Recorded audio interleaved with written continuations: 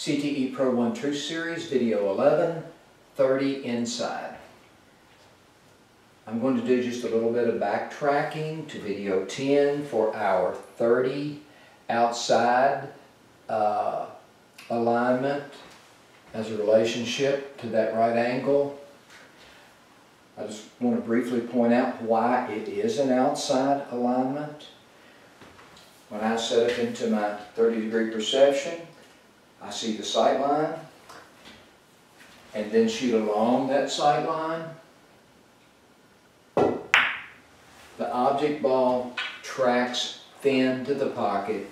A thin alignment requires an outside sweep or an outside pivot. Let's take a look at today's cue ball object ball relationship for our 30 inside. Cue ball placement is going to be the same as for Video 10. One diamond along the head string to this position. In order to get here, one way to do it is just go an additional diamond to the head spot, then take a left turn and go one diamond this way towards on the center line toward this diamond. One diamond down. So you're at this diamond and this diamond for an intersection. So there's our 30 inside for today's lesson. Now, before we get started, I want to make a comment that perception overrules lines. I have stated previously that a centennial ball is marked 1/32 of an inch off from being perfectly aligned at the quarters. So even if I were to put a solid object ball down here for a 15 outside to where I'm directed to see one tick past this quarter line, someone will say, well, the ball is marked off, so you really can't see that. What I want to emphasize is that when I see a perfect 15-degree perception, it's as if I'm seeing a zero perception, center to center, as truly as it can be viewed. Center to center, zero angle. A zero angle perception is a perfect perception for a zero angle. A 15-degree perception for solving this 15 outside alignment. I have right cue ball edge to see, in this case center cue ball to one tick past that quarter line for my 15-degree perception. Perception overrules lines. In other words, what I'm telling you is that you can learn this system minus having a ball marked at the quarters, minus having a ball that I have available that's precisionally marked at the quarters. So, wanted to just get that little detail out of the way. Why is this a 30 inside alignment? Because when I see my visual today is right cue ball edge to object ball B, center cue ball to left object ball SP30, from the parallax position of inside quarter to this outer quarter line on the object ball. Now, if I shoot down the sight line, let's say I do it with Pro 1, I just have to make sure that when I unangle my head, I keep that sight line perfectly intact. Now, obviously, that this cue ball object ball relationship as a 30 is thick to that right angle. So in order to correct a thick relationship here, we need an inside sweep or pivot.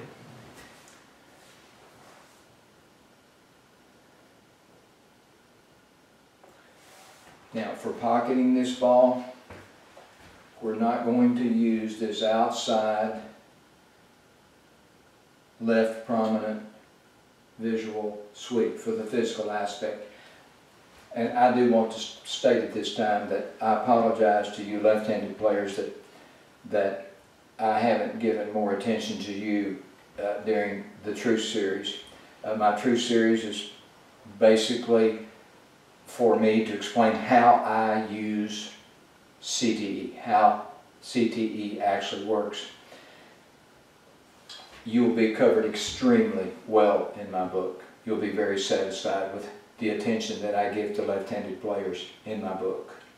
Now, I will say this concerning left-handers.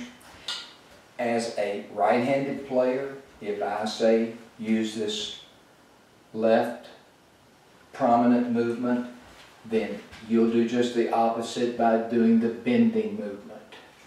As a right-handed player, if I say do the bending movement, you're going to do just the opposite, and you're going to feel that right rotation come around with your shoulder.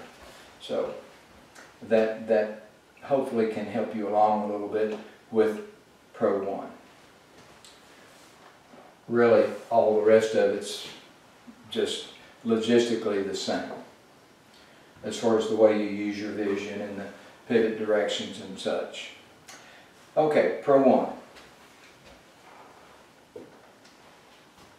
I'm going to see the visual and step the cue ball at ball address by looking at the inside half of the cue ball, the outermost edge, so that in relation to the sight line, I can turn the center from right to left.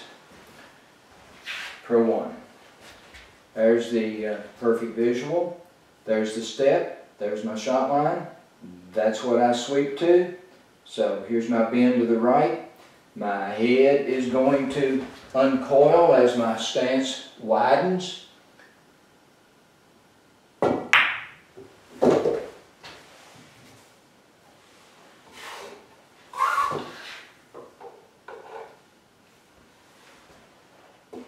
Basic CTE.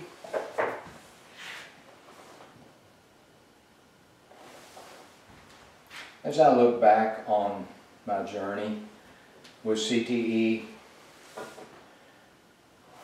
and I think about the half-tip pivot, the first clue that I got from Hal that the pivot didn't have to be halfway across the surface of the ball as if in a half-ball pivot where the tip travels, halfway across the face of the cue ball.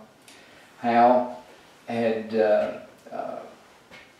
posted, or Hal did post, on Johnny Archer's website. It's still there in his comment section.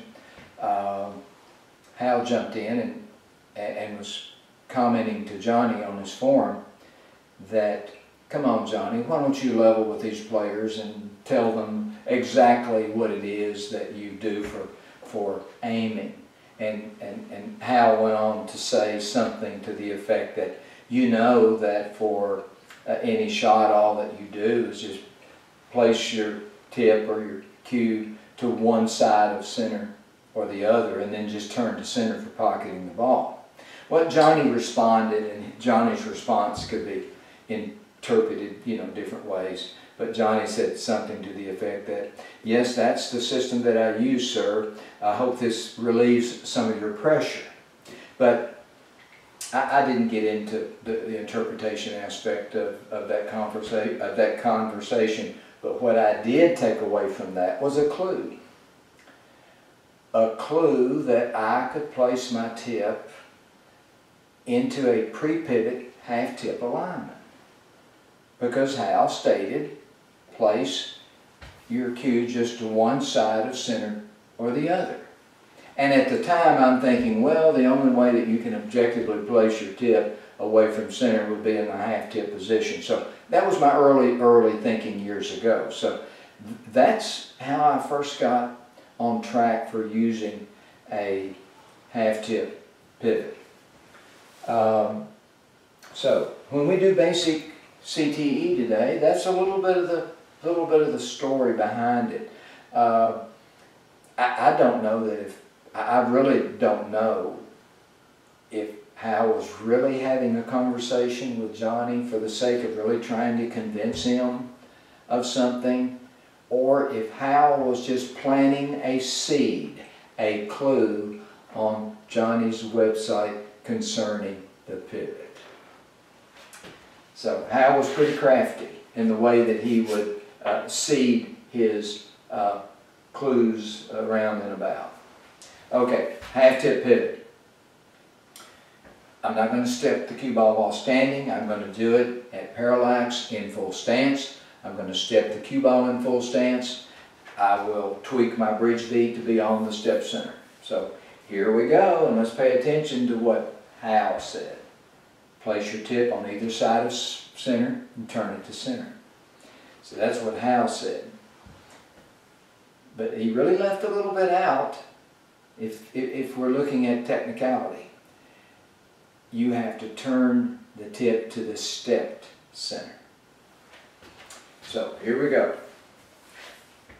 There's my perception. I'm going to guide down by way of the sight line. Approximately a half tip to the inside of the sight line. That's the perfect location to be for tweaking my bridge V to be on the nissel, the no imagination shot line. There's the perfect perception. The gearing has stopped. I've stepped the cue ball. Now I just pivot to that step center and just, my arm is in the out position and just shoot straight down that line.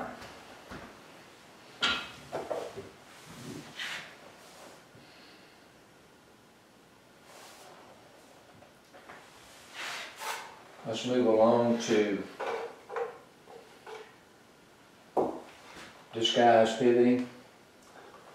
Hal told me a little story once on the phone, and I always thought there was a clue behind it.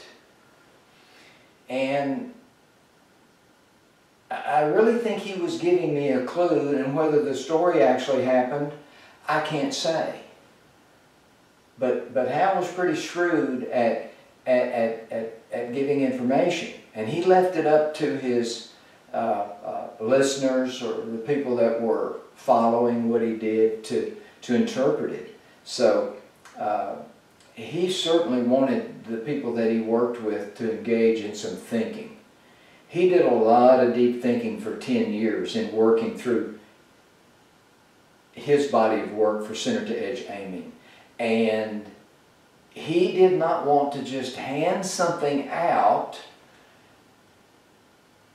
to where the person could just be thoughtless for its application. So I don't know that this story's ever been shared before, but it's always been in my mind. Hal said that a Filipino player was playing. I actually think it was, well, I don't want to go into the name, but it was a prominent Filipino player. And Hal said something to the effect. Hal said something to the effect that this Filipino was practicing before a match. And when the Filipino was in full stance, he was suddenly engaged in conversation with another player. And the way he explained it to me was that he was able to talk to this player, and then when the conversation was over, he just shot the shot. So it was sort of like the round barn story. I tried to figure out what was, what was behind this story that he was telling me. Did it have a clue embedded in it? I think so. And this is the best way that I can explain it. For disguised pivoting, when I fall into this inside alignment, my head's going to poke this way. My head's going to poke this way. So, from this position, I'm in the perfect alignment to pocket that ball, and my head is poked to the right. Now, you can see this red ball. This red ball is, from my perspective, in line with this side pocket that I don't think you can see. So from this perspective,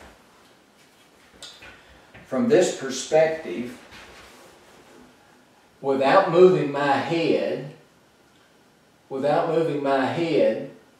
I can turn my eyes and look straight at a person that would be standing over there by the side pocket. And then, when I look back at the shot, make the shot. I can't say for sure that that's what Hal meant, but I'm like 99% sure that that's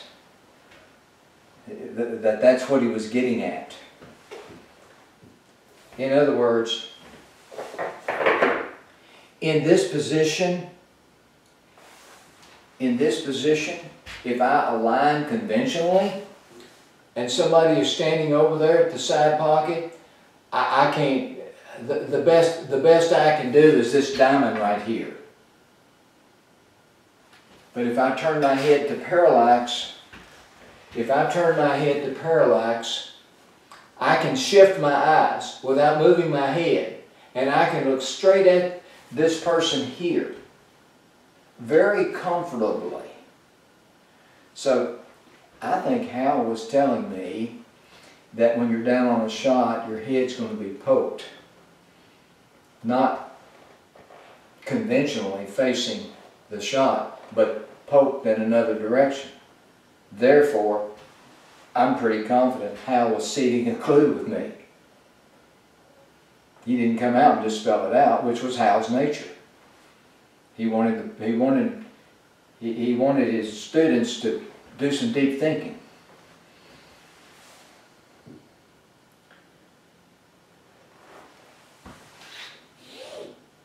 So, disguised pivoting.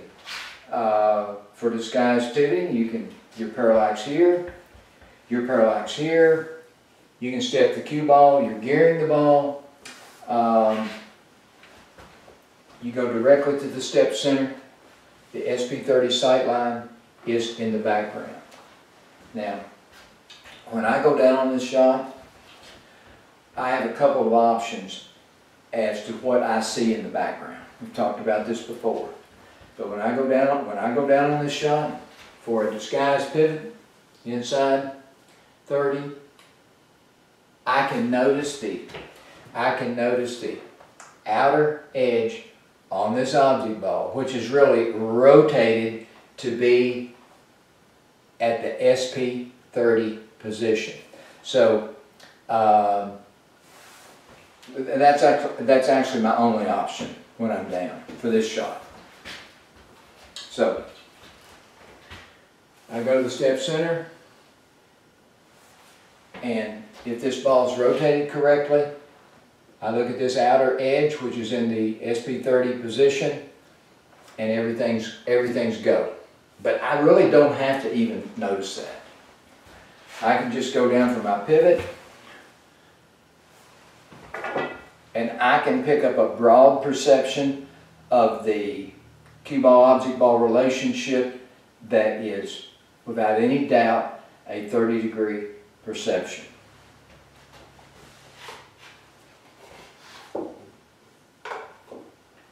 Half ball pivoting. I've gone over this. I'll go over it one more time.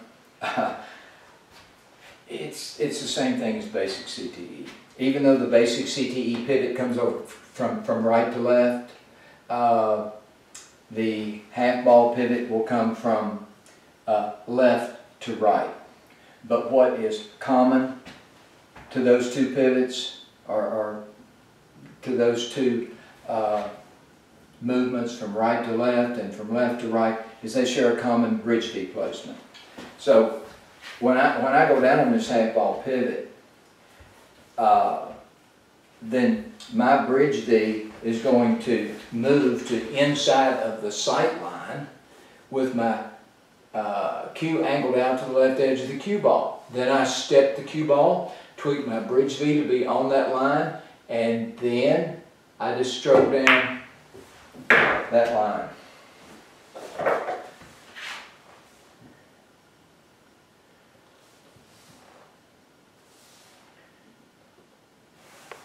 I can also use the gearing emphasis very strongly for this. So there's my half ball. There's my 30-degree perception. I'm going to go down, not based on the sight line. I'm going to go down with aligning my bridge V to the step center ASAP.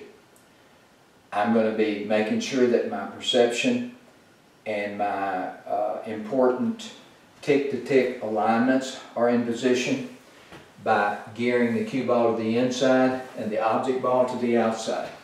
Everything will be perfect when this rotational tick for this outer edge is in a perfect position. So I can start off up here. Edge to B is a solution to the shot. I know it's an inside. So when I go down, I'm already looking for the step center.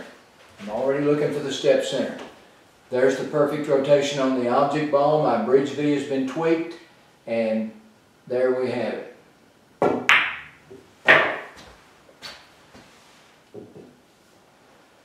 So once again, we've covered 4